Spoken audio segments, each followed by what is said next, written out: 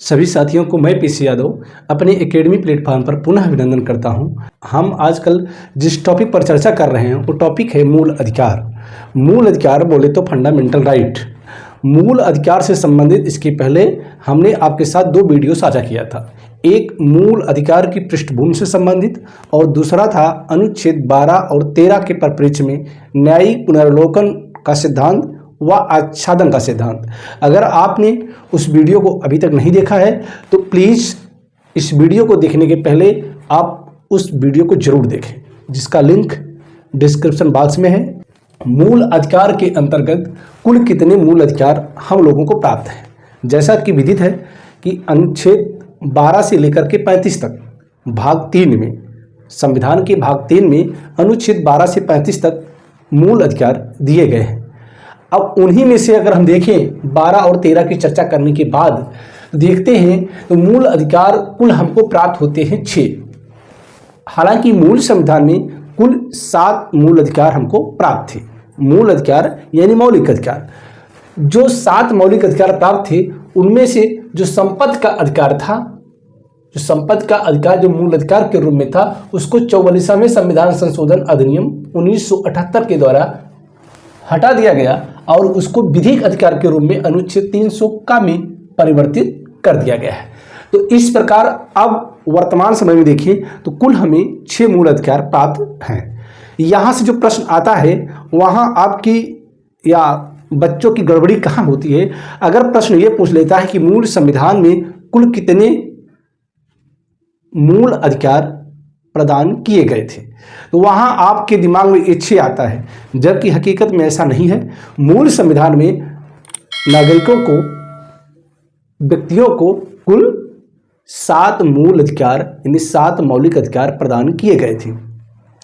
44वें संविधान संशोधन 1978 के द्वारा उसको हटा दिया गया मूल संविधान की श्रेणी से, उसको विधिक अधिकार के रूप में अनुच्छेद 300 का के अंतर्गत परिवर्तित कर दिया गया है। तो इस प्रकार अब कुल 6 मूल अधिकार प्रदान हैं।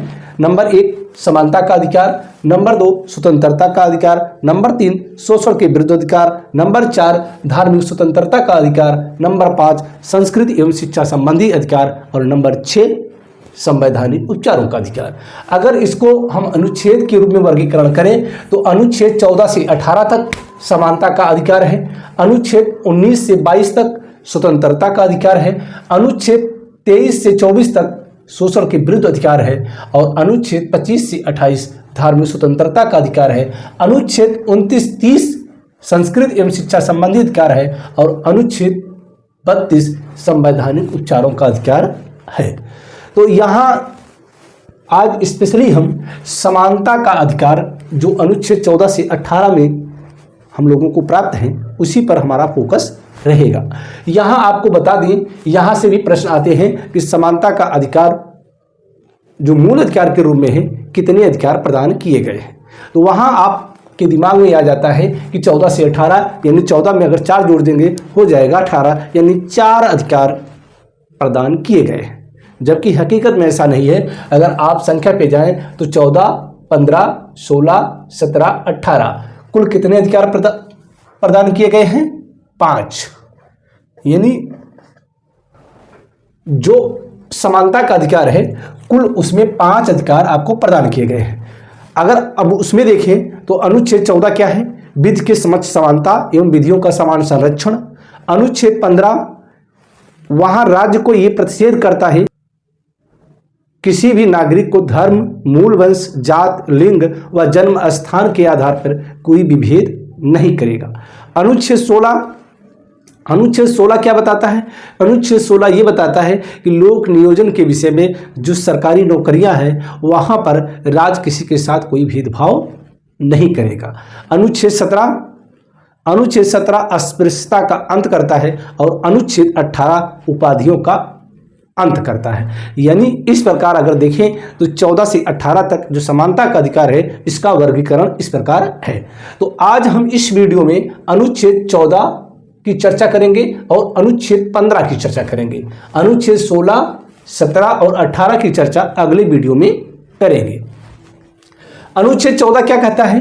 अनुच्छेद 14 ये बताता है विधि के समक्ष समता एवं विधियों का समान संरक्षण।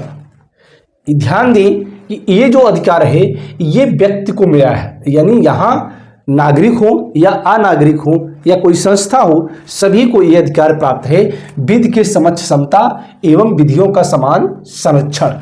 अब इन पे अगर हम जाएं, दो भागों में डिवाइड किया जा सकता है, विधि के समक्ष समता एवं विधियों का समान संरक्षण। जो विधि के समक्ष समता है ये लिया गया है मूल रूप से ब्रिटिश संविधान से।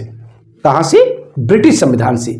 ब्रिटिश संविधान से विधि के समक्ष समानता ली गई है, यानी समता ली गई है, और अमेरिकी संविधान से विधियों का समान संरक्षण लिया गया है।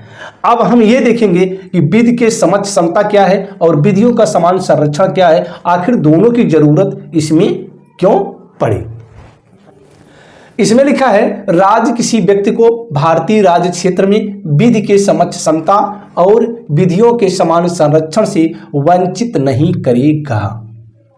यानी स्पेशली अगर देखा जाए तो ये राज्य के विरुद्ध है, राज्य पर ये अधिकार ये बताता है कि राज्य किसी व्यक्ति को भारतीय राज्य क्षेत्र में विधि के समक्ष समता और विधियों के समान संरक्षण से वंचित नहीं करेगा। पहली बात हम आते हैं विधि के समक्ष समता पर। तो विधि के जो समक्ष समता है ये वहाँ के विचारक थे ब्रिटेन के, जिनका नाम था डाइसी। डाइसी की ये मूल कल्पना है, उन्हीं की ये कल्पना है कि विधि का शासन, यानी विधि का जहाँ शासन होगा वहाँ सभी लोग, चाहे राजा हों चाहे रंक हो, जिस उम्र के हों चाहे जिस वर्ग के हों, सभी के लिए एक समान कानून रहेगा। जैसा कि आप देखते होंगे जब किसी न्यायालय में जाते हैं तो वहाँ पट्टी बांधकर महिला खड़ी होती है, तराजू लिए होती है। वहाँ इस पट्टी किस बात का द्योतक है? पट्टी इस बात का द्योतक है कि वह किसी को देख नहीं रही है, किसी के साथ कोई भेदभाव नहीं, चाहे उसके सामने कोई भी खड़ा हो या कोई भी खड़ी हो, किसी भी पद का हो, कैसा भी हो, गरीब हो अमीर हो, उसकी निगाह में सभी बराबर है। तो ये जो विधि की समक्ष समता है ये नकारात्मक अवधारणा है। कैसी धारणा है? नकारात्मक अवधारणा है। अगर आप व्यवहारिक जीवन में देखें तो ऐसा संभव नहीं हो पाता है, क्योंकि विधि सही बात है कि सबके लिए समान होनी चाहिए, चाहे राजा हो चाहे रंक हो चाहे जो भी हो, लेकिन कहीं ना कहीं राज्य को इस मामले में लचीला रुख अपनाना पड़ता है। जैसे मान लीजिए किसी भी कार्य के लिए, यानी गलत कार्य के लिए जो सजा 5 साल मुकर्रर की गई है या 5 साल सजा उसमें प्रावधान किया गया है, अगर वो बालक कोई घटना घटा दे या बालक कोई मान लो 10 साल का है, अगर उसने ऐसा कार्य कर दिया तो उसके साथ क्या व्यवहार किया जाए, या कोई महिला है उसके साथ क्या व्यवहार किया जाए, आदि कई पहलुओं को देखते हुए संविधान सभा इस नतीजे पर पहुंची, न तो विधि के समक्ष समता पर्याप्त है और न तो विधियों के समान संरक्षण पर्याप्त है, इसलिए दोनों को रखा गया है। तो विधि के समक्ष समता, जैसा कि आप जानते हैं भारत में विधि का शासन है, यहाँ आज भी विधि के अंतर्गत चाहे जिस पद पर कोई हो उसको सजा मिलती है। अगर उसने गलत कार्य किया है तो उसके बदले में उसको सजा मिलती है। आप उदाहरण स्वरूप देख सकते हैं बड़े बड़े नेताओं पर किस प्रकार गाज गिरती है। कभी जैसे किसी को सजा मिल जाती है तो उनको चुनाव लड़ने पर रोक लगा दी जाती है। आपने अभी उदाहरण देखा होगा बिहार में, उत्तर प्रदेश में आदि ऐसे कई नेता थे जिनके ऊपर आरोप लगाया गया और जब अपराध सिद्ध हो गया तो उनको सदस्यता से हाथ धोना पड़ा। तो ये विधि का शासन क्या है? एक संवैधानिक ढांचा है। इसको माननीय संसद अनुच्छेद 368 के अंतर्गत भी संशोधन नहीं कर सकती है। अब हम आते हैं विधियों का समान संरक्षण। विधियों के समान संरक्षण की आवश्यकता क्यों पड़ी? जैसा कि हमने बताया कि विधि के शासन में कहीं ना कहीं समस्या खड़ी होती, तो इसलिए विधियों का समान संरक्षण वाक्यांश जो लिया गया वो संयुक्त राज्य अमेरिका से लिया गया। विधियों का समान संरक्षण का तात्पर्य यह है कि समान परिस्थिति में समान व्यवहार किया जाए, समान परिस्थिति में समान व्यवहार किया जाए। जैसे मानिए अगर कोई महिला है तो महिलाओं में भेदभाव ना किया जाए, महिला चाहे जैसी भी हो उसके साथ वैसा व्यवहार किया जाए, समान परिस्थिति में समान व्यवहार किया जाए। जैसे माने, मैं उदाहरण दे रहा हूं, आप देखते होंगे कि राज्य जो भी कोई सरकारी जॉब में रिक्तियां निकालता है या कोई भी सुविधाएं जो देता है उसमें कई प्रावधान रख देता है। कोई दिव्यांगों के लिए अलग, स्त्रियों के लिए अलग, बालकों के लिए अलग जो सुविधाएं दी जाती हैं, आप देखते होंगे कैटेगरी बांट दी गई है, SC ST की, OBC की आदि सब। यही सब कुछ है जो विधियों का समान संरक्षण है, यानी ये सकारात्मक अवधारणा है, ये सकारात्मक अवधारणा है और विधि की समझ क्षमता नकारात्मक अवधारणा है। तो इस प्रकार आप ये समझ गए होंगे कि अनुच्छेद 14 विधि के समझ क्षमता एवं विधियों का समान संरक्षण है और यह व्यक्ति को प्राप्त है, यानी व्यक्तियों को प्राप्त है, चाहे वो यहाँ का हो चाहे कहीं का भी हो, अगर वो भारत में है तो उसको वो अधिकार प्राप्त है। ये विधि का शासन संविधान का आधारभूत ढांचा है। मिनर्वा मिल्स बनाम भारत संघवाद 1980। जैसा कि हमने बताया कि ये जो विधि का शासन है ये कैसा है, आधारभूत ढांचा है, और यह वाद था मिनर्वा मिल्स बनाम भारत संघ 1980। इस प्रकार इसको अनुच्छेद 368 के अंतर्गत हटाया नहीं जा सकता। अनुच्छेद 15 में कई भाग हैं। अनुच्छेद 15(1), 15(2), 15(3), 15(4), 15(5), 15(6। इस प्रकार ये अनुच्छेद काफी बड़ा है। यहाँ क्रमानुसार हम आपको बताएंगे कि इसमें क्या क्या व्यवस्थाएं की गई है। अनुच्छेद जो 15 है वो ये बताता है कुछ आधारों पर विभेद का प्रतिषेध करता है केवल नागरिकों के लिए। जो ये अनुच्छेद 15 है ये केवल नागरिकों के लिए है, यहाँ व्यक्ति शब्द इस्तेमाल नहीं किया गया है, यानी ये अधिकार सिर्फ भारतीयों को प्राप्त है। इसमें लिखा है अनुच्छेद 15 का पैरा 1 ये बताता है केवल धर्म, मूल वंश, जात, लिंग, जन्म स्थान अथवा इनमें से किसी आधार पर नागरिकों के मत विभेद करने से राज्य को रोकता है। यहां ये ध्यान देंगे, अनुच्छेद 15 का पैरा ये कहता क्या है, किसी भी नागरिक के साथ धर्म के आधार पे, मूल वंश के आधार पे, जात के आधार पे, लिंग के आधार पे, जन्म स्थान के आधार पर कोई विभेद नहीं किया जाएगा। और यह प्रतिषेध करता है, राज्य को रोकता है कि आप इन कैटेगरी लोगों के साथ कोई असमान व्यवहार ना करें। किन किन लोगों को, यहां लिखा है केवल, ध्यान देंगे ये केवल शब्द है, केवल धर्म, मूल वंश, जात, लिंग, जन्म स्थान अथवा इनमें से किसी आधार पर। यहां केवल शब्द का आशय समझे, केवल शब्द बड़ा महत्वपूर्ण है। यहां बताने का तात्पर्य यह है कि ये जो 5 आधार दिए गए हैं, धर्म, मूल वंश, जात, लिंग, जन्म स्थान, धर्म, मूल वंश, जात, लिंग, जन्म स्थान अथवा इनमें से कोई एक, इसके आधार पर राज्य कोई विभेद नहीं कर सकता, लेकिन इसके अलावा विभेद कर सकता है। उदाहरण समझें, जैसे भाषा के आधार पे, निवास स्थान के आधार पे। आप देखते होंगे कहीं कहीं कोई जब सरकारी नौकरियां निकलती हैं तो वहां किसी विशेष स्थान के लिए स्थान आरक्षित कर दिया जाता है कि वहां का डोमिसाइल होना चाहिए, वहां का निवास प्रमाण पत्र होना चाहिए। तो यही है, वहां इन पांचों के आधार पर विभेद तो नहीं हो सकता, लेकिन इसके अलावा विभेद हो सकता है। अनुच्छेद 15 का पैरा 2 क्या कहता है? अनुच्छेद 15 का पैरा 2 ये बताता है राज्य तथा व्यक्ति दोनों को भेदभाव करने से निवारित करता है। यहां 15 का पैरा 1 ये राज्य को रोकता था और 15 का पैरा 2 ये राज्य तथा व्यक्ति दोनों पर लागू होता है, यानी राज्य को भी रोकता है और व्यक्ति को भी रोकता है, यानी राज्य के खिलाफ भी है और व्यक्ति के खिलाफ है।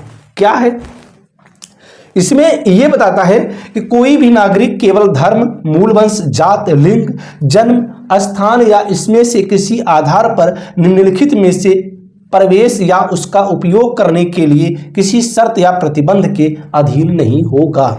यहां इस बात की ये चर्चा करता है, अनुच्छेद 15 का पैरा 2 ये बताता है कि ये जो कोई भी नागरिक जो कोई भी है, धर्म के आधार पे, मूल वंश के आधार पे, जात के आधार पे, लिंग के आधार पे, जन्मस्थान के आधार पे, आप उसका आप उस पर रोक नहीं लगा सकते हैं। कहां?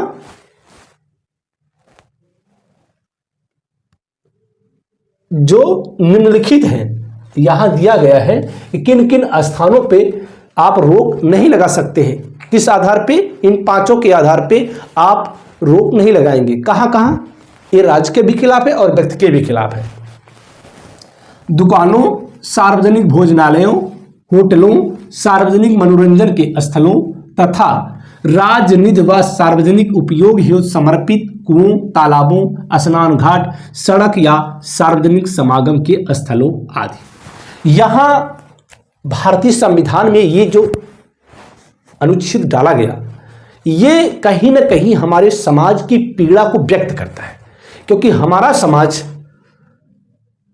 इतने मकड़ जालों में फंसा रहा, इतने भेदभाव समाज के निम्न वर्गों के साथ किया गया, उसी की जरूरत पड़ी संविधान सभा के सदस्यों को संविधान में शामिल करने के लिए, वो भी मूल अधिकार के रूप में। मूल अधिकारों के रूप में अनुच्छेद 15 का पैरा 2 ये बताता है कि किसी भी व्यक्ति को या राज्य को दुकानों, सार्वजनिक भोजनालयों, होटलों, सार्वजनिक मनोरंजन के स्थलों, जैसे कोई दुकान है, कोई सार्वजनिक भोजनालय है जैसे होटल वगैरह है, सार्वजनिक मनोरंजन के स्थल है जैसे सिनेमा घर वगैरह है, यहां पर इस आधार पे कोई भी भेद नहीं किया जाएगा कि आप इस जात के हैं या इस धर्म के हैं या इस लिंग के हैं, यानी ये विभेद करने से रोकता है। और क्या है? राजनिधि व सार्वजनिक उपयोग हेतु समर्पित कुओं। आपको मालूम है कि पहले हमारे समाज में जो सार्वजनिक कुएं होते थी, वहां पर कुछ वर्ग को जाने की मनाही थी, वहां वो जा नहीं सकते थे, इतना कठोर प्रतिबंध लगाया जाता था। उसी प्रतिबंध को देखते हुए संविधान में इन चीजों को भी समाहित किया गया। राजनिधि व सार्वजनिक उपयोग हेतु समर्पित कुओं, तालाबों, स्नान घाट, सड़क या सार्वजनिक समागम के स्थलों आदि, यानी इन स्थानों पर किसी भी व्यक्ति के साथ भेदभाव नहीं किया जाएगा। किस आधार पे? धर्म के आधार पे, लिंग के आधार पे, जात के आधार पे, मूल वंश के आधार पे और जन्म स्थान के आधार पे। यानी किस आधार पे? धर्म के आधार पे, मूल वंश के आधार पे, जात के आधार पे, लिंग के आधार पे, जन्म स्थान या इनमें से कोई एक जो आधार होगा, इसके आधार पर इन जगहों पर कोई रोक नहीं लगाएगा। न तो राज्य रोक लगाएगा, न तो व्यक्ति रोक लगा सकता है। अगर ऐसा किया जाता है तब तो इसी मूल अधिकार के अंतिम चरण में ये भी व्यवस्था की गई है कि उसके लिए सरकार यानी संसद कानून बनाएगी और वह कानून अमल में लाएगी और उसके लिए सजा देगी। अनुच्छेद 15 का पैरा 3 क्या है? अनुच्छेद 15 का पैरा 3 राज्य को स्त्रियों और बालकों के लिए उनकी विशेष स्थिति के आधार पे कुछ विशेष प्रावधान करने की शक्ति प्रदान करता है। आप ये देखेंगे यहाँ जो अनुच्छेद 14 है, अनुच्छेद 14 विधि के समझ समता और विधियों का समान संरक्षण की बात करता है, तो अनुच्छेद 15 का 1, 15 का 2 यहाँ भेदभाव करने से रोकता है, लेकिन यहाँ ये अपवाद है। 15(3) अपवाद है। अपवाद क्या है? यहाँ मैंने बताया लिंग के आधार पे कोई भेदभाव नहीं किया जा सकता है, लेकिन 15(3) क्या बताता है? 15(3) ये बताता है राज्य को स्त्रियों और बालकों के लिए उनकी विशेष स्थिति के आधार पे कुछ विशेष प्रावधान करने की शक्ति प्रदान करता है। तो राज्य अनुच्छेद 15(3) के तहत कुछ विशेष स्थिति प्रदान करेगा, विशेष शक्ति प्रदान करेगा, विशेष प्रावधान करेगा। किसके लिए? महिलाओं के लिए, बच्चों के लिए। जैसा आप देखते हैं कि स्त्रियों को तमाम प्रकार की सुविधाएं दी जाती हैं। आप देखते होंगे कि स्त्रियां जब चाहे प्राइवेट जॉब कर रही हों या गवर्नमेंट जॉब कर रही हों, उनके लिए मातृत्व अवकाश मिलता है। और जो बालक हैं, बालकों के लिए आप देखते होंगे निःशुल्क शिक्षा है। यहाँ बालकों का तात्पर्य बालक और बालिका दोनों हैं।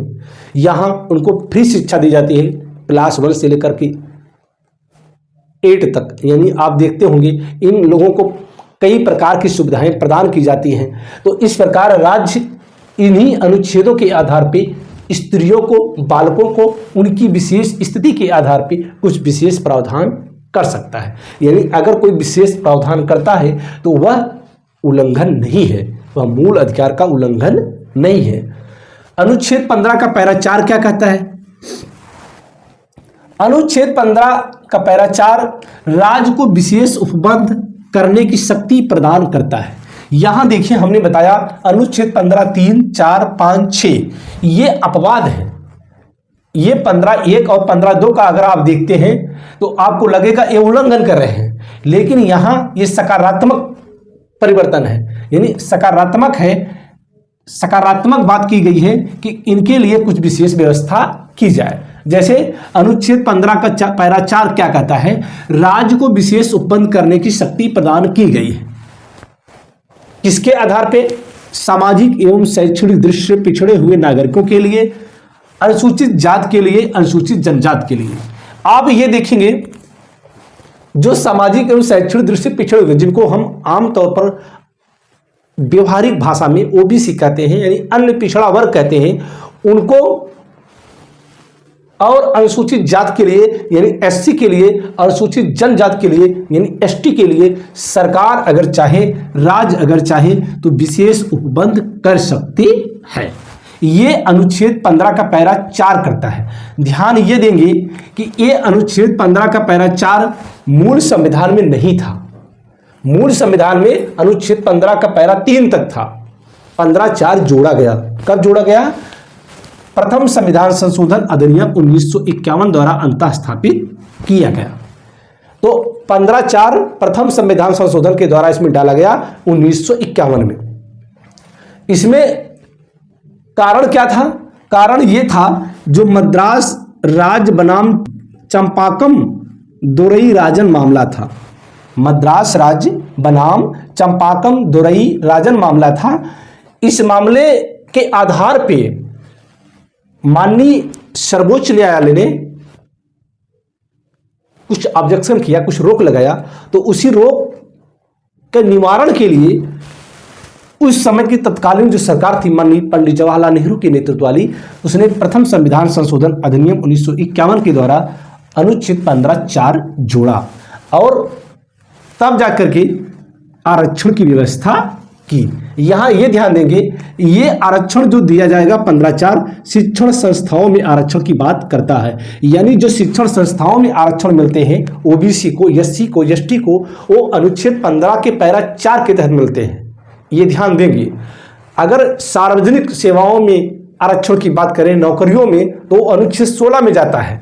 अभी अनुच्छेद 16 की जब चर्चा करेंगे तो वहां हम बताएंगे कि यहां किस प्रकार का अधिकार दिया जाता है। तो अनुच्छेद 15 का पैरा 4 ओबीसी को, एससी को, एसटी को जो शिक्षण संस्थान है उनमें आरक्षण की बात करता है, रिजर्वेशन की बात करता है।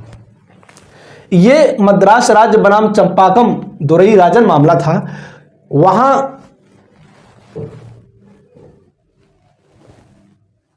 कोई एक छात्रा थी जो अपर कास्ट से मिलान करती थी, तो वहां पर आरक्षण दिया गया था। आरक्षण की वजह से इसका उसमें चयन नहीं हो पाता है, तो इसके लिए वह हाईकोर्ट जाती है। हाईकोर्ट उस पर रोक लगा देता है कि यह मूल अधिकार का हनन है, किसी के साथ आप भेदभाव नहीं कर सकते हैं। फिर मामला जाता है सुप्रीम कोर्ट में। सुप्रीम कोर्ट भी उस पर मोहर लगा देता है कि यह फंडामेंटल राइट का उल्लंघन है, आप किसी को ऐसे रिजर्वेशन नहीं दे सकते। तब जाकर के माननीय पंडित जवाहरलाल नेहरू के नेतृत्व वाली सरकार ने प्रथम संविधान संशोधन अधिनियम 1951 द्वारा इसको अंतः स्थापित किया। तो यहां से जो प्रश्न आता है, प्रश्न यही से सबसे बहुत महत्वपूर्ण प्रश्न ये आता है कि शिक्षण संस्थाओं में आरक्षण की बात किस अनुच्छेद के तहत की गई है, या शिक्षण संस्थानों में जो आरक्षण मिलता है वो संविधान के किस अनुच्छेद के तहत मिलता है। तो वो है अनुच्छेद 15 का पैरा 4। अनुच्छेद 15 का पैरा 4 शिक्षण संस्थाओं में ओबीसी, एससी, एसटी आदि को आरक्षण की सुविधा प्रदान करता है। अब आते हैं अनुच्छेद 15 का पैरा 5। अनुच्छेद 15 का पैरा 5 ये निजी शैक्षणिक संस्थानों में ओबीसी, एससी व एसटी को प्रवेश के संबंध में विशेष उपबंध प्रदान करता है। अनुच्छेद 15(4) की बात हमने किया है। अनुच्छेद 15 का पैरा 4, उसमें जो सार्वजनिक शिक्षण संस्थान है, यानी जिसको सरकार अनुदान देती है, उनके लिए आरक्षण की बात थी। यानी उन शिक्षण संस्थानों में ओबीसी को, एससी को, एसटी को आरक्षण दिया जाएगा। लेकिन मामला यहां फंसा कब? जब सरकार ने 2005 का मामला है, 93वां संविधान संशोधन अधिनियम के द्वारा इस निजी शैक्षणिक संस्थानों में ओबीसी को, एससी को, एसटी को भी प्रवेश के लिए आरक्षण दे दिया। यानी जो शिक्षण संस्थाएं थी, निजी शैक्षणिक संस्थाएं जिसको सरकार अनुदान नहीं देती थी, वहां भी ओबीसी, एससी व एसटी को प्रवेश के लिए, प्रवेश के संबंध में विशेष उपबंध किया गया। ये किया गया था 93वें संविधान संशोधन अधिनियम 2005 के द्वारा। यहां से जो प्रश्न आता है, प्रश्न ये आता है कि निजी शैक्षणिक संस्थानों में ओबीसी, एससी या एसटी को आरक्षण की सुविधा किस संविधान संशोधन के माध्यम से प्रदान की गई? तो वो संविधान संशोधन अधिनियम था 93वां संविधान संशोधन अधिनियम 2005। इसमें आप कारण अगर देखें तो कारण ये था, पीए इनामदार बनाम महाराष्ट्र राज्य। जब जो निजी शैक्षणिक संस्थान थे, सरकार ने कहा कि आप लोग आरक्षण दें ओबीसी को, एससी को, एसटी को, तो उस समय जो निजी शैक्षणिक संस्थान थे, निजी शैक्षणिक संस्थान रिट दायर करते हैं। ये पीए इनामदार बनाम महाराष्ट्र राज्य में, इसमें माननीय न्यायालय इस पर रोक लगा देता है कि आप निजी शैक्षणिक संस्थानों में आरक्षण नहीं ले सकते हैं। यानी जो निजी शैक्षणिक संस्थान है, जहां आप कोई अनुदान नहीं देते हैं, आप आरक्षण के भागी नहीं हैं। आपका ये जो आरक्षण देने का आदेश है, अवैध है। तो इसी के मद्देनजर 93वां संविधान संशोधन अधिनियम 2005 आता है, जिसमें निजी शैक्षणिक संस्थानों में ओबीसी, एससी व एसटी को प्रवेश के संबंध में विशेष उपबंध किया गया। और इसको अशोक ठाकुर बनाम भारत संघ, अशोक ठाकुर बनाम भारत संघ के बाद में माननीय सर्वोच्च न्यायालय ने मुहर लगा दिया कि 93वां संविधान संशोधन अधिनियम 2005 वैध है और निजी शैक्षणिक संस्थानों को आरक्षण देना पड़ेगा। तो ये रही बात अनुच्छेद 15 का पैरा 5। अनुच्छेद 15 का पैरा 5 के बाद देखते हैं अनुच्छेद 15 का पैरा 6। ये बहुत ही विवादित रहा है। अभी हाल ही में माननीय सर्वोच्च न्यायालय ने भी इस पर मुहर लगा दी कि यह भी वैध है। तो ये अनुच्छेद 15 का पैरा 6 क्या है? इसमें 10% आरक्षण आर्थिक रूप से जो कमजोर सवर्ण वर्ग के लोग हैं उनको प्रदान किया गया। और कोई वृत्ति, उपजीविका, व्यापार या कारोबार या शैक्षणिक संस्थानों में आरक्षण की बात करता है। यहां आपको हम बता दें कि अनुच्छेद 15 चाहे 4 हो, चाहे 15(5) हो, चाहे 15(6) हो, ये जो आरक्षण की बात करते हैं वो शैक्षणिक संस्थानों में आरक्षण की बात करते हैं, सरकारी सेवाओं में आरक्षण की बात नहीं करते। सरकारी सेवाओं में जो आरक्षण की बात होती है वो अनुच्छेद 16 में है। अनुच्छेद 15(4), 15(5), 15(6), 15(4) इस बात की व्यवस्था की गई है कि जो भी शैक्षणिक संस्थान हैं सार्वजनिक रूप से, वहां पर ओबीसी, एससी व एसटी को आरक्षण दिया जाएगा। और अनुच्छेद 15 का पैरा 5 ये बताता है कि यहाँ पर जो निजी शैक्षणिक संस्थान हैं उनके अंदर भी ओबीसी, एससी व एसटी आदि को आरक्षण की सुविधा प्रदान की जाएगी। जहाँ 15(4) प्रथम संविधान संशोधन के द्वारा शामिल किया गया, वहीं 15(5) 93वें संविधान संशोधन अधिनियम के द्वारा 2005 में शामिल किया गया। अगर अनुच्छेद 15 का पैरा 6 देखिए तो जो 10% आरक्षण की व्यवस्था किया सरकार ने, या शैक्षणिक संस्थानों में, व्यापार या कारोबार में या वृत्ति उपजीविका आदि में आरक्षण की बात करता है। तो इस प्रकार अगर हम देखें, अगर आरक्षण की बात करें तो इसके पहले कुल ओबीसी, एससी व एसटी को 49.5% आरक्षण प्रदान हो चुका था। अगर 10% इसको हम जोड़ दें तो ये हो जाता है 59.5%। जैसा कि माननीय सर्वोच्च न्यायालय का आदेश था, निर्णय था कि कोई भी आरक्षण 50% की सीमा से बाहर नहीं जाएगा, उसका ये उल्लंघन करता था। हालांकि माननीय सर्वोच्च न्यायालय ने ही इस संशोधन अधिनियम को, इस संवैधानिक संशोधन अधिनियम को वैध ठहराया है। तो इस प्रकार हम देखते हैं अनुच्छेद 15 का पैरा 6 पूरी तरह से वैध है। तो आज हमने मुख्य रूप से दो अनुच्छेदों की चर्चा की। समानता के अधिकार के अंतर्गत अनुच्छेद 14 विधि के समक्ष समता एवं विधियों का समान संरक्षण, और अनुच्छेद 15 के तहत 15(1), 15(2), 15(3), 15(4), 15(5), 15(6). अगले वीडियो में हम अनुच्छेद 16, 17 और 18 की चर्चा करेंगे। तो इस प्रकार आप देखिए, समानता का अधिकार जो है, समानता के अधिकार के बारे में जो भ्रांतियां हैं, समानता के अधिकार के बारे में जो हमको पूरी तरह से समझ नहीं आ पाती है, उसका निराकरण करने का हमने पूरा प्रयास किया है। फिर भी अगर आपको कहीं से कोई भी समस्या आती है तो आप बेझिझक कमेंट बॉक्स में प्रश्न पूछ सकते हैं, आपके प्रश्नों का जवाब यथासंभव दिया जाएगा। इसी के साथ इस वीडियो का समापन यहीं पर करते हैं। अगली बार पुनः मूल अधिकारों की कड़ी में एक नया वीडियो आपके साथ साझा करेंगे। तब तक के लिए जय हिंद, बाय। आप अपना ख्याल रखें, स्वस्थ रहें, मस्त रहें। सभी साथियों को मैं पीसी यादव अपने एकेडमी प्लेटफॉर्म पर पुनः अभिनंदन करता हूं। साथियों, आजकल हम जिस टॉपिक पर आपके साथ चर्चा कर रहे हैं वो टॉपिक है मूल अधिकार। मूल अधिकार संविधान के भाग 3 में अनुच्छेद 12 से 35 तक दिया गया है। इसके तहत हमने अनुच्छेद 12, 13, 14, 15 की चर्चा कर लिया है। अनुच्छेद 14 से 18 तक जो समता का अधिकार है, समानता का अधिकार है, उसके अंतर्गत हमने 2 अनुच्छेदों पर चर्चा किया। वो अनुच्छेद से अनुच्छेद 14 और अनुच्छेद 15। अनुच्छेद 14 और 15 की चर्चा करने के बाद आज हम समानता के अधिकार के अंतर्गत ही अनुच्छेद 16, अनुच्छेद 17, अनुच्छेद 18 के बारे में गहन विश्लेषण करेंगे और पॉइंट टू पॉइंट ये बताने का प्रयास करेंगे कि कहाँ से आपको पढ़ना जरूरी है, जो आपकी परीक्षा के लिए अति आवश्यक है। प्रयास करें, कम पढ़ें, लेकिन वही पढ़ें जो आपकी परीक्षा के लिए ही उचित हो।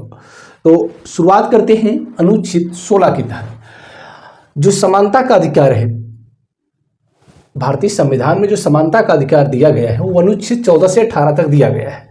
अनुच्छेद 14 से 18 के अंतर्गत अनुच्छेद 14 में विधि के समक्ष समानता इन विधियों का समान संरक्षण है।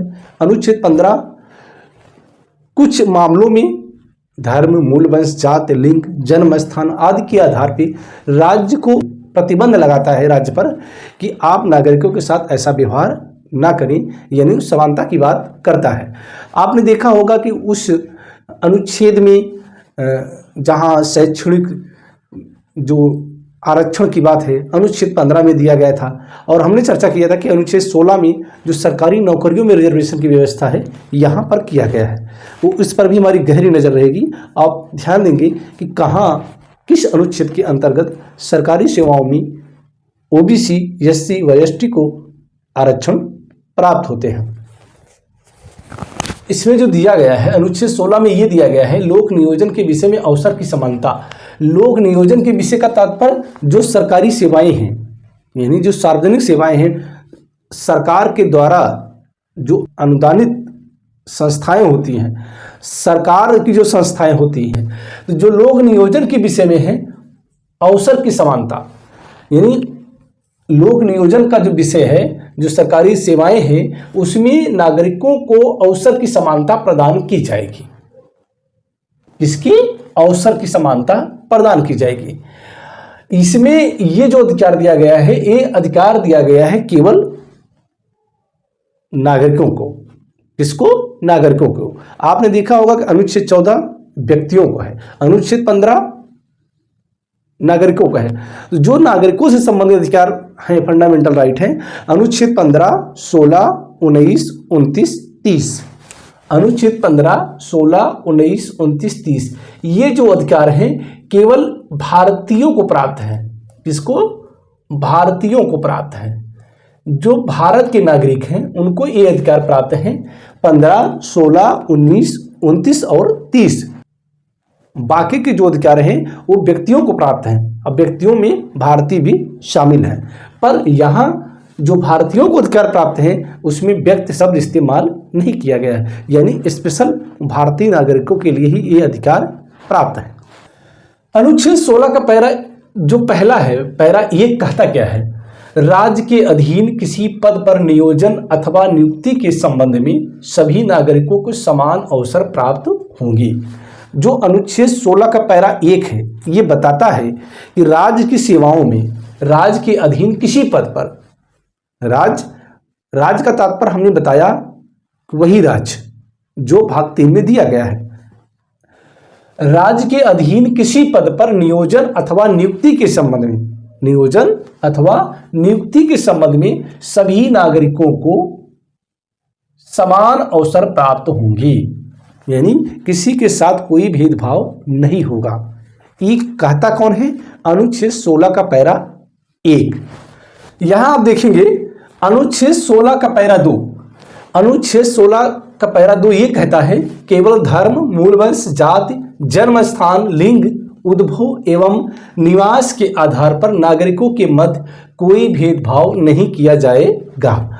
जो अनुच्छेद 15 था, 15 के पैरा 2, वहां 5 आधार दिए गए थे जिसके आधार पे राज्य को नागरिकों के मध्य कोई भेदभाव नहीं करने की सलाह दी गई थी। यहां 2 आधार और बढ़ा दिए जाते हैं, उद्भव एवं निवास। यहां ये ध्यान देंगे अनुच्छेद 16 का पैरा 2 और अनुच्छेद 15 का पैरा 2 में यही अंतर है। यहां 2 आधार और बढ़ा दिए जाते हैं। 2 आधार और बढ़ाए गए हैं, उद्भव एवं निवास के आधार पर नागरिकों के मध्य कोई भेदभाव नहीं किया जाएगा। जैसे कोई व्यक्ति किसी राज्य का निवासी है, मान के चलिए कि उत्तर प्रदेश का निवासी है, तो वह मध्य प्रदेश सरकारी सेवा में या बिहार सरकारी सेवा में पात्र है, उसके साथ कोई भेदभाव नहीं किया जाएगा। यानी भारत के किसी भी राज्य में वह सरकारी सेवाओं में अपनी दावेदारी प्रस्तुत कर सकता है। यहां ये बताने का तात्पर्य यही है कि केवल धर्म, मूलवंश, जात, जन्म स्थान, लिंग, उद्भव एवं निवास के आधार पर, केवल सब पर आप ध्यान देंगे, केवल का तात्पर्य यही है कि इसके अलावा किसी और आधार पर भेदभाव किया जा सकता है। तो अनुच्छेद 16 का पैरा 1, अनुच्छेद 16 का पैरा 2 आपने समझ लिया। अब आगे जो देखेंगे आप इसका खंडन देखेंगे, तो यही अपवाद है। भारतीय संविधान की यही खूबसूरती है कि भारतीय संविधान में बताता भी है कि भेदभाव नहीं किया जाएगा, लेकिन आगे ये भी बताता है कि किन आधारों पे आप कर सकते हैं। वो उसका कहने का तात्पर्य पॉजिटिव है, सकारात्मक है, उसको नकारात्मक लेने का कोई आधार नहीं है। अनुच्छेद 16 का पैरा 3 कहता है कि सरकारी सेवाओं में उस राज्य में निवास की योग्यता विहित करने वाली विधि बनाई जा सकती है। ध्यान देंगे, सरकारी सेवाओं में उस राज्य में, जैसे मान के चले कि कोई राज्य ऐसा है जहां की सरकारी सेवाओं में उस राज्य में निवास की योग्यता विहित करने वाली विधि बनाई जा सकती है। जैसे मान के चले कोई राज्य, जैसे नॉर्थ ईस्ट के राज्य हैं, जैसे मेघालय है, त्रिपुरा है, ऐसे कुछ विशेष राज्य हैं जहां पर सरकार ऐसी विधि बना सकती है कि वहां की स्थानीय लोगों को रोजगार के अवसर प्रदान हो। वहां ये विधि बनाने का तात्पर्य नहीं है कि किसी को रोकना है, वहां विधि बनाने का तात्पर्य यह है कि जब स्थानीय व्यक्तियों को उसमें मौका दिया जाएगा तो उनको रोजगार के अवसर प्रदान होंगे, तो वहां उनकी स्थिति में प्रगति हो।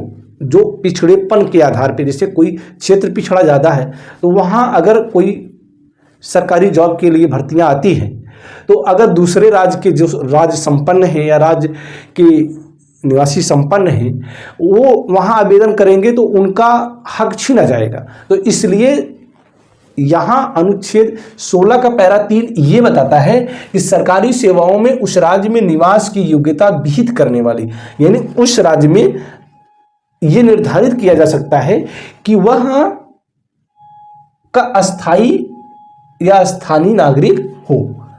निवास की योग्यता यानी उस राज्य में वह निवास करता हो, ऐसी विधि बनाई जा सकती है।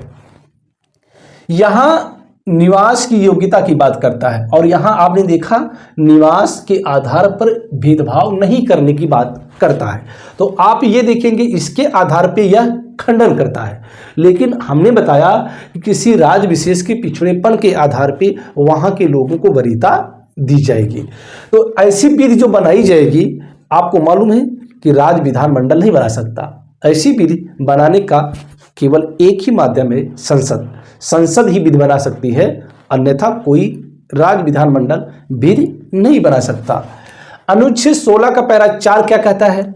अनुच्छेद 16 का पैरा 4 बताता है कि इस अनुच्छेद की कोई बात राज्य को पिछड़े हुए वर्ग के किसी नागरिकों के पक्ष में जिसका प्रतिनिधित्व राज्य की राय में राज्य के अधीन सेवाओं में पर्याप्त नहीं है, नियुक्ति या पदों के आरक्षण के लिए उपबंध करने से निवारित नहीं करेगी।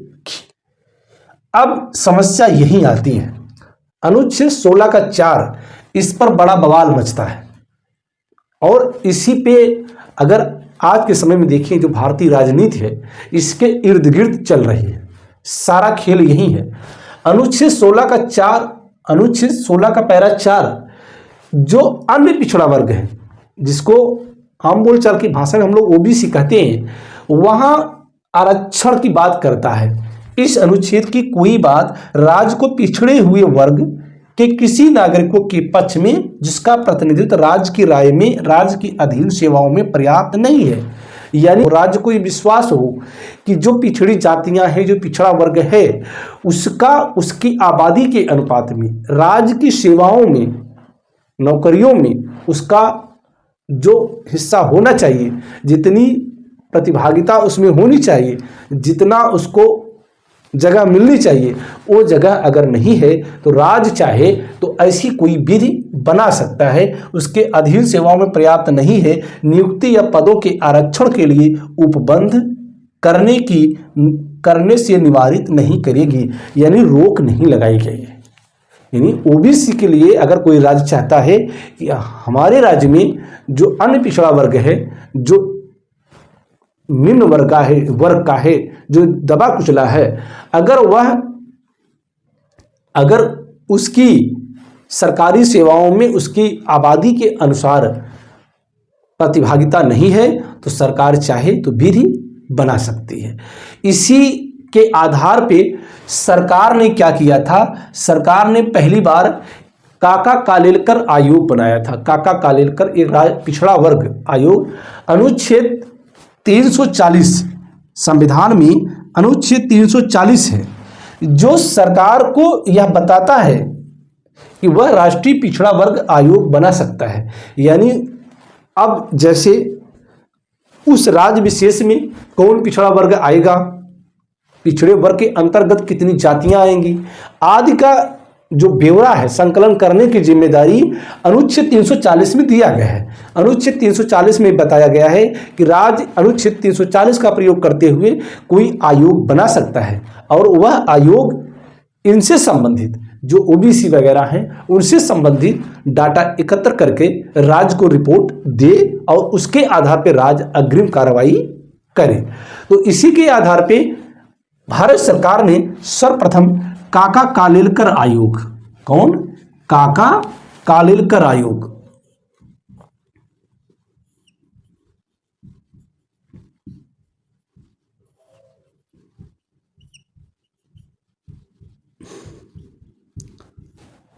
काका कालेलकर आयोग 1953 ये बनाया गया। काका कालेलकर आयोग ने अपनी रिपोर्ट 1955 में सरकार को सौंप दी। जब 1955 में काका कालेलकर आयोग ने रिपोर्ट सौंप दी भारत सरकार को, उस पर भी भारत सरकार की जू नहीं रेंगी और ये मामला चलता रहा। ये मामला जब चलता रहा फिर आते हैं सरकार 1978 में, 1977 का चुनाव होता है, मोरारजी देसाई के नेतृत्व में सरकार बनती है। तो उस समय एक दूसरा आयोग जिसको मंडल कमीशन के नाम से जाना जाता है, उसमें बीपी मंडल, कौन? बीपी मंडल, बिंदेश्वरी प्रसाद मंडल को इसका अध्यक्ष बनाया जाता है। और ये सरकार को जो रिपोर्ट प्रस्तुत करते हैं, वो उसमें 27% आरक्षण देने की बात करते हैं। कौन? बीपी मंडल। यही है मंडल और कमंडल की राजनीति। मंडल इन्हीं को कहा जाता है, बिंदेश्वरी प्रसाद मंडल है, ये बिहार राज्य से मिलान करते थे। तो इन्होंने जो अनुशंसा की सरकार से उसमें 27% आरक्षण की बात की, लेकिन मोरारजी देसाई की सरकार चली जाती है और उस पर कोई कार्रवाई नहीं होती है। अगस्त 1990 में बीपी सिंह की सरकार आती है और बीपी सिंह की सरकार बीपी मंडल द्वारा जो अनुशंसा की गई थी, जो सिफारिश की गई थी कि ओबीसी वर्ग को 27% आरक्षण दिया जाए, उसको लागू कर देते हैं बीपी सिंह, विश्वनाथ प्रताप सिंह। और पूरे भारत में इसके खिलाफ बड़ा आंदोलन होता है, बड़ी लड़ाइयाँ, बड़े धरना प्रदर्शन होते हैं। अंत में ये मामला जाता है कोर्ट में। जब कोर्ट में जाता है तो ये जो मामला सुप्रीम कोर्ट में गया वो इंदिरा साहनी बनाम भारत संघवाद। इंदिरा साहनी बनाम भारत संघवाद में उस समय तत्कालीन जो चीफ जस्टिस थे, CJI chief justice of India, वो थे एच.एम. कानिया। एच.एम. कानिया के नेतृत्व वाली 9 सदस्यीय पीठ बैठती है और इस पर समग्र सुनवाई करती है। तो ये जो बहुमत आता है 6:3 से आता है, यानी 6 सदस्य इसके पक्ष में है और 3 इसके खिलाफ में है। तो इंदिरा साहनी बनाम भारत संघवाद में सुप्रीम कोर्ट ने 27% आरक्षण को वैध माना। क्या किया? 27% आरक्षण को वैध माना। शर्तें ये लगाई इसी वाद में कि जो पिछड़े वर्ग में क्रीमी लेयर है, जो पिछड़े वर्ग में क्रीमी लेयर है, उसको आरक्षण का लाभ नहीं मिलना चाहिए। यानी पिछड़े वर्ग में वे वर्ग जो बहुत ही संपन्न हैं, उनको इसका लाभ नहीं मिलना चाहिए। और आरक्षण की जो सीमा है 50% से अधिक नहीं होनी चाहिए। 50% से अधिक नहीं होनी चाहिए। लेकिन यहां यह भी बताया कि 50% आरक्षण की सीमा जो है विशेष परिस्थितियों में ही बढ़ाई जा सकती है, और वो जो विशेष परिस्थिति होगी उसका कारण तथ्यों सहित सरकार को बताना पड़ेगा। यानी सरकार अगर कोर्ट को संतुष्ट कर देती है कि 50% की आरक्षण की सीमा से बढ़ाया जाना आवश्यक है, तो वहां बढ़ाया जा सकता है। जैसा कि आप जानते हैं तमिलनाडु राज्य में 50% की सीमा को पार कर दिया गया है। तो इंदिरा साहनी बनाम भारत संघवाद में जो फैसला आया वो अनुच्छेद 16 का पैरा 4, इसके तहत जो आरक्षण की बात की गई थी, 27% आरक्षण जो बीपी मंडल के नेतृत्व वाली कमेटी ने सरकार से सिफारिश की थी, अनुशंसा की थी, उसको वैध ठहराया। सुप्रीम कोर्ट ने उसको वैध ठहराया। तो आपको एक तथ्य यहां और बता दें कि जो राष्ट्रीय पिछड़ा वर्ग आयोग है, इसको अब संवैधानिक दर्जा भी मिल चुका है। माननीय श्री नरेंद्र मोदी जी के नेतृत्व वाली जो सरकार है, उसने 102वां संविधान संशोधन अधिनियम करके 2018 में अनुच्छेद 338 का खा पैरा जोड़ा गया और राष्ट्रीय पिछड़ा वर्ग आयोग को अब संवैधानिक दर्जा दे दिया गया है। तो इस प्रकार अब अनुसूचित जाति आयोग, अनुसूचित जनजाति आयोग, राष्ट्रीय पिछड़ा वर्ग आयोग, ये सब को संवैधानिक दर्जा प्रदान कर दिया गया है। अब हम आते हैं अनुच्छेद 16 का जो पैरा 4 है, उसके तहत जो इसका का है, ये संविधान में शामिल किया गया 77वें संविधान संशोधन अधिनियम 1995 में। मामला ये था कि जब इंदिरा साहनी बनाम भारत संघवाद 1992 में सुप्रीम कोर्ट ने सुनवाई की, तो उस सुनवाई में ये भी कहा था कि अनुच्छेद 16 के पैरा 4 में जो आरक्षण दिया जाएगा, 27% आरक्षण जो दिया जाएगा, वो शुरुआत में दिया जाएगा, नियुक्ति के समय दिया जाएगा। आप प्रमोशन में आरक्षण का लाभ नहीं ले सकते हैं। यानी आपको जो आरक्षण मिलेगा वो नियुक्ति के समय मिलेगा। इसी के खिलाफ सरकार इस संविधान संशोधन अधिनियम को लाया और अनुच्छेद 16 के पैरा 4 में का अनुच्छेद जोड़ दिया और इसमें एससी व एसटी को पदोन्नति में आरक्षण की बात की गई। यानी अनुसूचित जाति व अनुसूचित जनजाति को पदोन्नति में भी आरक्षण की बात की गई और ये की गई 77वें संविधान संशोधन अधिनियम 1995 में। आप यहाँ ये देखेंगे कि अनुच्छेद 16(4) जो है ये मूल संविधान में है। अनुच्छेद 16(4) का पैरा का ये जो है संविधान संशोधन के जरिए संविधान में शामिल किया जाता है और शामिल किया जाता है 1995 में। ये तो पदोन्नत की बात रही।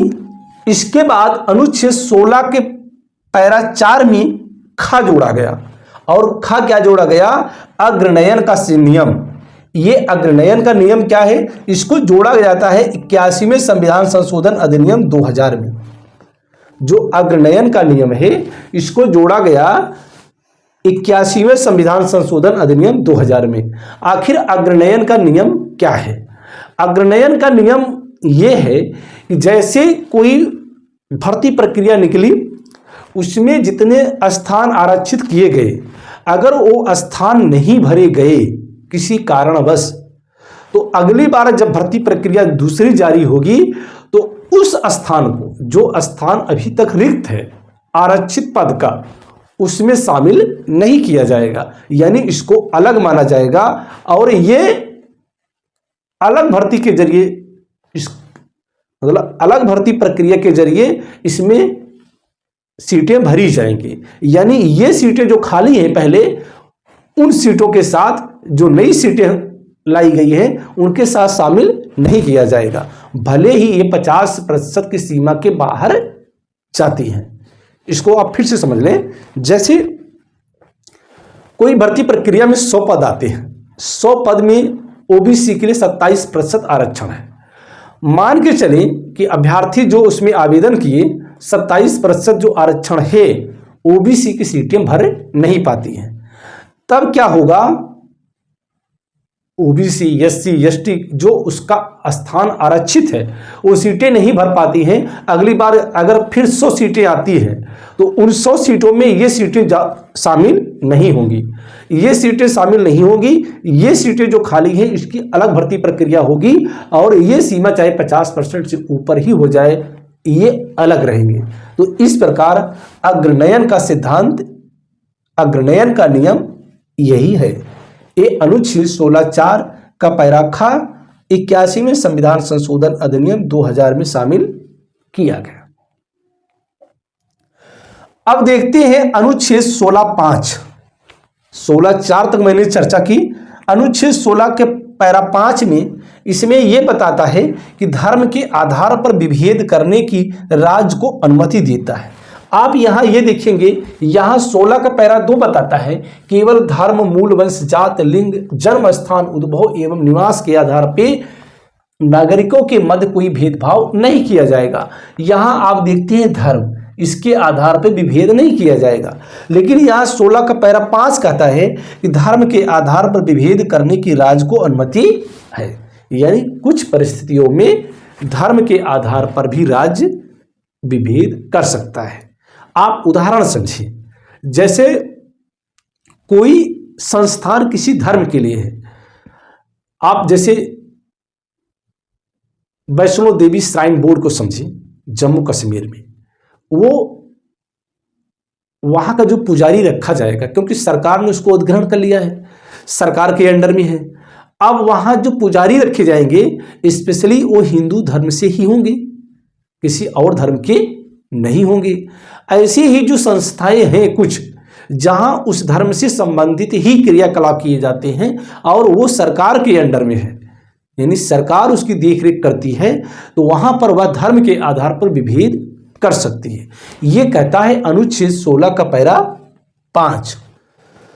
अनुच्छेद 16 का पैरा 5 धर्म के आधार पर विभेद करने की राज्य को अनुमति देता है। और अनुच्छेद 16 का पैरा 6, अनुच्छेद 16 का पैरा 6 ये गरीब सवर्णों को 10% आरक्षण का प्रावधान करता है। ये जो सबसे अंतिम में संविधान संशोधन के जरिए शामिल किया गया 103वां संविधान संशोधन था। कौन सा? 103वां संविधान संशोधन था। यहां से प्रश्न आते क्या है? यहां से प्रश्न आता है कि गरीब सवर्णों को 10% आरक्षण की सीमा सरकारी नौकरियों में किस संविधान संशोधन के जरिए दी गई? तो इसका उत्तर आप देखिए 103वां संविधान संशोधन अधिनियम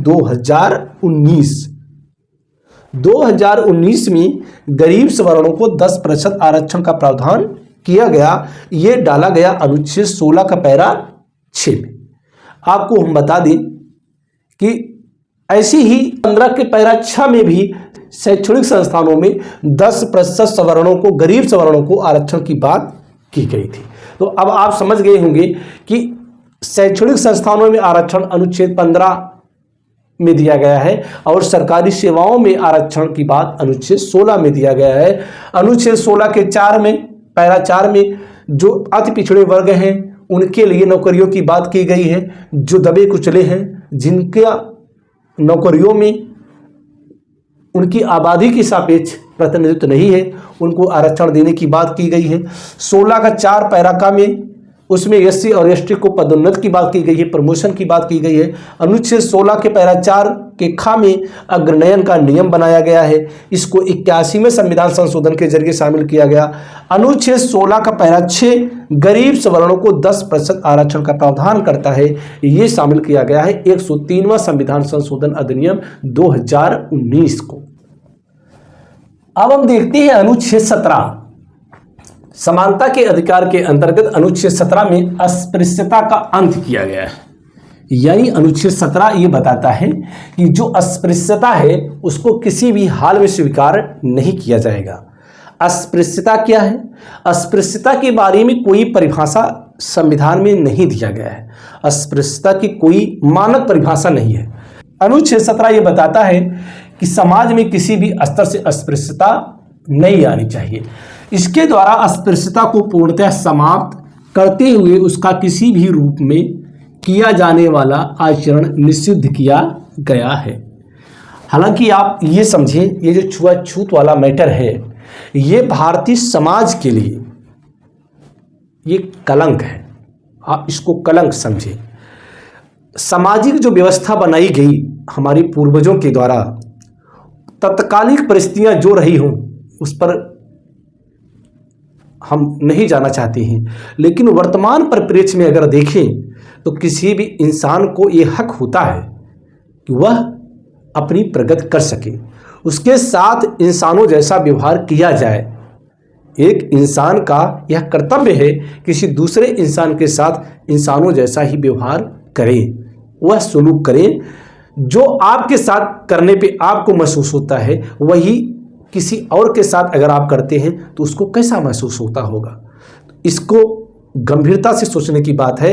ये समाज में जो बुराई थी इसको फंडामेंटल राइट के रूप में, मूल अधिकार के रूप में शामिल किया गया। यानी इसका निवारण के लिए संविधान सभा के जो सदस्य थे कितने गंभीर थे, वो तत्कालीन सामाजिक स्थिति को जानते थे। इसी के आधार पे इसको पूर्णतया आचरण निषिद्ध किया गया। यानी इसका प्रयोग किसी भी स्तर से किया जाना उचित नहीं है। यही नहीं, इसमें यह भी बताया गया कि संसद को अस्पृश्यता के संबंध में विधि बनाने की शक्ति प्रदान की गई अनुच्छेद 35 में।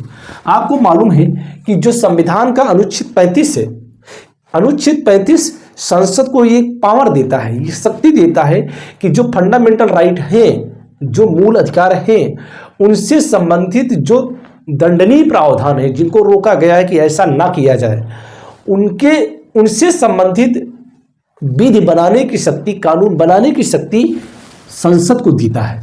कौन? संविधान। संविधान ये बताता है कि अनुच्छेद 35 संसद को अस्पृश्यता के संबंध में विधि बनाने की शक्ति देता है कि आप इसके खिलाफ विधि बनाएं जिससे समाज में, लोगों में इससे संबंधित भय बने।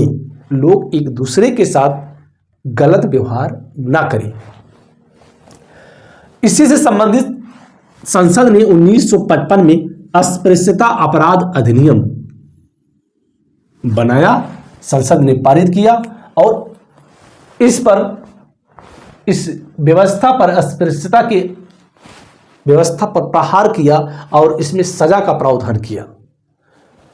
यही बाद में चल करके इसका नाम संशोधन कर दिया जाता है, सिविल अधिकार संरक्षण अधिनियम 1976 कहा गया। यानी जो अस्पृश्यता अपराध अधिनियम 1955 था, इसी का नाम बदल दिया गया सिविल अधिकार संरक्षण अधिनियम, यानी नागरिक अधिकार संरक्षण अधिनियम के रूप में इसका परिवर्तन किया गया। ये जो अधिनियम बनाया गया, ये अस्पृश्यता के निवारण के हेतु ही बनाया गया। यानी अस्पृश्यता को किसी भी स्तर से माफ नहीं किया जाएगा अगर कोई किसी के साथ छुआछूत की भावना कर लाता है। जैसे आप जानते हैं कि पहले की जो सामाजिक स्थिति थी इतनी लचर थी, इतनी इस स्तर की थी कि आप उसकी कल्पना नहीं कर सकते कि कोई व्यक्ति किसी के मटके का पानी टच कर दे तो वो मटका का पानी पीने लायक नहीं रह जाता। किसी को कुओं में जाने पर रोक थी, किसी को स्नान घाटों पर जाने की रोक थी। इस प्रकार के जो अमानवीय कृत्य थे, घृणित कार्य थे, उस पर प्रतिबंध लगाने की बात अनुच्छेद 17 करता है। अनुच्छेद 17 को शामिल करना संविधान सभा के सदस्यों का ये बहुत बड़ा फैसला था, क्योंकि सामाजिक ताना बाना जब तक सही नहीं होगा तब तक हमारा भारत तरक्की नहीं कर सकता। ये जो अस्पृश्यता संबंधित निवारण है, ये राज्य के साथ साथ प्राइवेट व्यक्तियों पर भी लागू है। ऐसा नहीं है कि केवल राज्य के खिलाफ है। कोई ऐसा व्यक्ति अगर किसी व्यक्ति के साथ वो व्यवहार करता है, अपमानजनक व्यवहार करता है, तो वह भी उसी कानून के तहत दंडनीय है, जिस कानून के तहत राज्य को कहा गया है। यानी यह अधिकार राज्य और प्राइवेट व्यक्ति दोनों के खिलाफ है। यानी राज्य भी भेदभाव नहीं कर सकता और कोई व्यक्ति भी किसी व्यक्ति के साथ ऐसा भेदभाव नहीं कर सकता। अब हम पहुंचते हैं अनुच्छेद 18 में। अनुच्छेद 18 क्या है? अनुच्छेद 18 उपाधियों का अंत करता है। ये उपाधियां क्या थी? आपको मालूम है कि हमारे देश में लंबे समय तक अंग्रेजों का राज था। उसके पहले आप देखते हैं मुगलों का राज था। उसके पहले आप देखते हैं सल्तनत थी। जो लोगों ने राज किया, तरह तरह के वो लोग उपाधियां देते थे। आप समझो मुगल काल में मनसबदार हुआ करते थे। जब ब्रिटिश काल आया तो कोई राय बहादुर था, कोई फलाना था, कोई ढनाका था। तरह तरह की उपाधियां प्रदान की जाती थी। ये उपाधियां कहीं न कहीं ये साबित करती थी लोगों के बीच असमानता की, यानी कोई स्पेशल है, कोई सामान्य है। ऐसी भावना को रोकने के लिए, ऐसी भावनाओं पर कुठाराघात करने के लिए अनुच्छेद 18 फंडामेंटल राइट के रूप में आया। इसमें उपाधियों का अंत किया गया, यानी उपाधियों का उन्मूलन किया गया कि कोई भी किसी को स्पेशल उपाधि नहीं मिलेगी। इसमें 4 भाग दिए गए हैं। 4 भागों पर आप नजर डालें। अनुच्छेद 18 का पैरा 1 ये बताता है कि राज्य सेना तथा विद्या संबंधी सम्मान के सिवाय और कोई उपाधि प्रदान नहीं करेगा।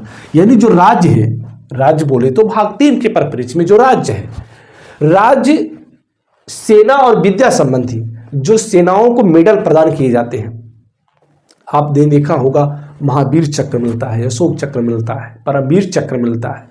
इसको और विद्या संबंधी आप देखते होंगे कि दीक्षांत समारोह होते हैं और वहाँ उपाधियाँ दी जाती हैं विश्वविद्यालय स्तर पर। तो वो जो विद्या संबंधी सम्मान है, इसके अलावा कोई भी उपाधि प्रदान नहीं करेगा। कौन? राज्य। अनुच्छेद 18 का पैरा 2 क्या कहता है? कोई भारतीय नागरिक किसी विदेशी राज्य से कोई उपाधि ग्रहण नहीं करेगा। यानी जो भारतीय नागरिक है किसी विदेशी राज्य से कोई उपाधि ग्रहण नहीं कर सकता। अनुच्छेद 18 का पैरा 3 कहता है कि विदेशी व्यक्ति जो किसी लाभ या विश्वास के पद पर धारण करता हो, यानी विदेशी कोई ऐसा व्यक्ति हो जो भारत में किसी लाभ या विश्वास का पद धारण किया हो, बिना राष्ट्रपति की अनुमति के वह कोई विदेशी पुरस्कार ग्रहण नहीं करेगा। यानी अगर वो विदेशी व्यक्ति है, लाभ या विश्वास का पद धारण करता है, तो वह किसी विदेशी राष्ट्र से, यानी किसी विदेशी जो पुरस्कार होगा उसको ग्रहण तभी करेगा जब उसको राष्ट्रपति अनुमति देगा। यानी विदेशी पुरस्कार ग्रहण करने के लिए उसको राष्ट्रपति से अनुमति लेनी पड़ेगी।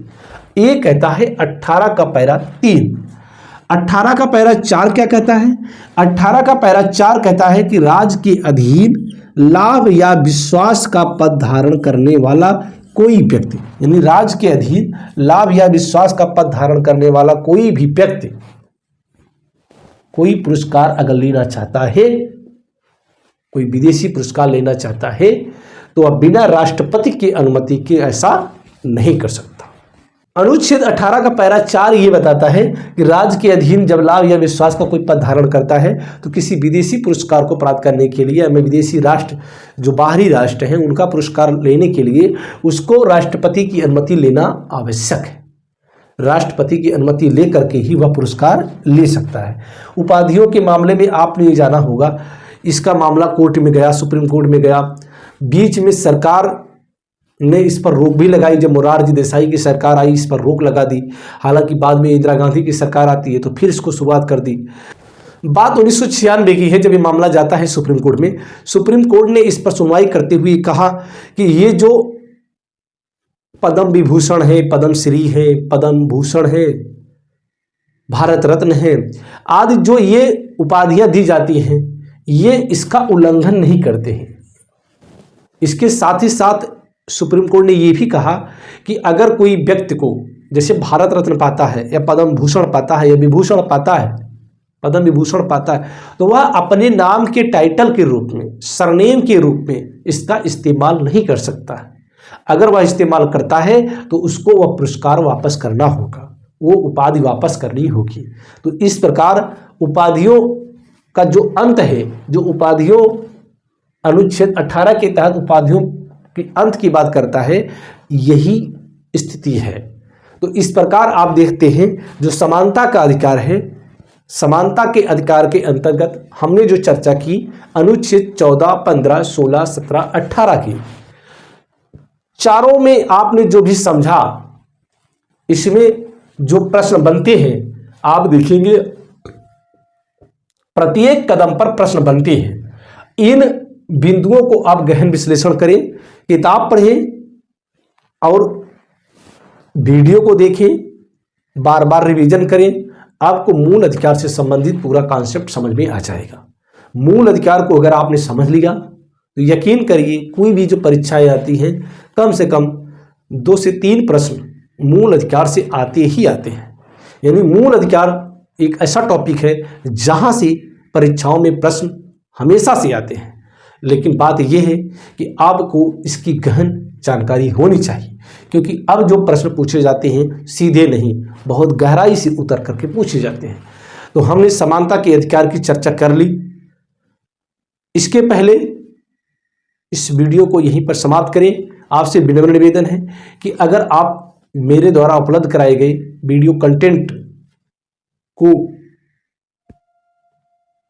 कुछ हद तक संतोषजनक मानते हैं या आपकी नज़र में लगता है कि हम जो प्रयास आपके लिए कर रहे हैं वो निस्संदेह उपयोगी हैं, तो प्लीज़ जो लाइक का बटन है उसको लाइक करें और अपने साथियों के बीच में वीडियो को अधिक से अधिक शेयर करें, क्योंकि हमने जो ये वीडियो उठाया है आपको आपके घर तक शिक्षा देने का ये पूर्णतः निःशुल्क है, इसका कोई शुल्क नहीं है। और मैं वादा करता हूँ कि भविष्य में इसके लिए आपसे कोई शुल्क भी नहीं लूँगा। बस विनम्र निवेदन यही है कि आप लोग अधिक से अधिक इसको शेयर करें साथियों के बीच में, और जो भी समस्याएं हों आप कमेंट बॉक्स में लिख सकते हैं, नहीं तो डिस्क्रिप्शन बॉक्स में हमारा टेलीग्राम लिंक है। टेलीग्राम लिंक के माध्यम से टेलीग्राम से जुड़ें और वहां अपनी समस्याएं हमसे साझा कर सकते हैं। इसी के साथ ये वीडियो यहीं पर समाप्त होता है। अगली बार स्वतंत्रता का अधिकार, मूल अधिकार जो है, जो मूल अधिकार के अंतर्गत स्वतंत्रता का अधिकार है, उससे संबंधित वीडियो लेकर उपस्थित होऊंगा। तब तक के लिए जय हिंद। आप अपना ख्याल रखें, स्वस्थ रहें, मस्त रहें।